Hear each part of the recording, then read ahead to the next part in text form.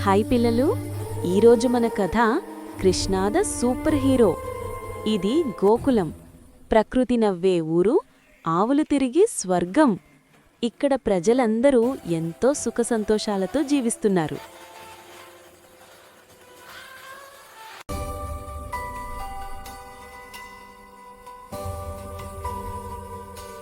ఈ గోకులంలోనే దేవుడు చిన్నారిగా జన్మించాడు.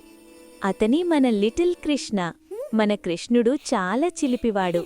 అప్పుడు ఆటలాడుతూ ఉండేవాడు.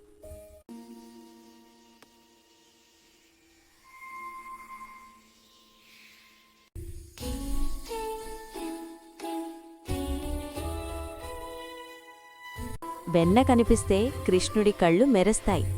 మన చిన్ని కృష్ణుడికి వెన్న అంటే చాలా ఇష్టం. స్నేహితులతో కలిసి అప్పుడు వెన్న తినేవాడు.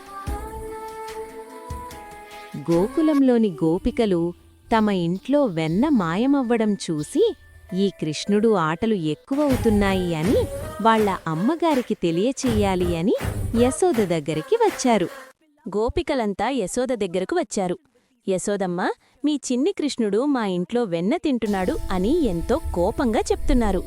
యశోద మాత్రం మా కృష్ణుడు అలాంటివాడు కాదే అని సర్ది చెప్తుంది వాళ్లకి. తరువాత కృష్ణుడు తన స్నేహితులతో కలిసి అడవికి వెళ్ళాడు. కృష్ణుడు వేణువు వాయిస్తున్నాడు. కృష్ణుడి వేణువు ప్రకృతికి ఆజ్ఞ. అందరూ ఎంతో ఆనందంగా వింటున్నారు ఆ వేణుగానం.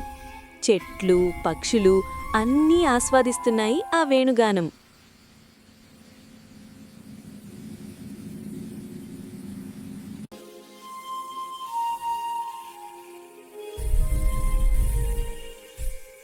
కాని అక్కడ పక్కనే ఉన్న ఆ చెరువులో భయం దాగుంది. అక్కడేదో తెలియని ప్రమాదం ఉంది. చూస్తే అక్కడ ఆ చెరువులో పెద్ద నాగు, అదే కలంగి.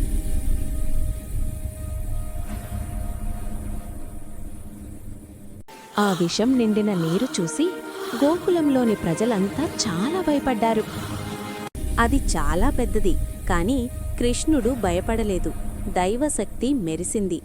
ప్రజలని కాపాడడం కోసం వెంటనే ఆ విషపు నీటిలోకి దూకాడు.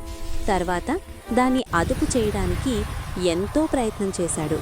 చాలాసేపు ప్రయత్నం తర్వాత దాన్ని అదుపు చేశాడు మన కృష్ణ.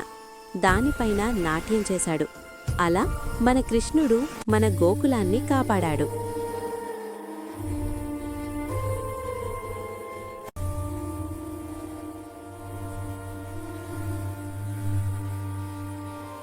గోకులాన్ని కాపాడిన మన కృష్ణుడిని గోకులవాసులంటా ఎంతో భక్తిగా, దైవంలా భావించారు. మళ్ళీ ఇంకో కథతో కలుద్దాం. బాయ్ పిల్లలు.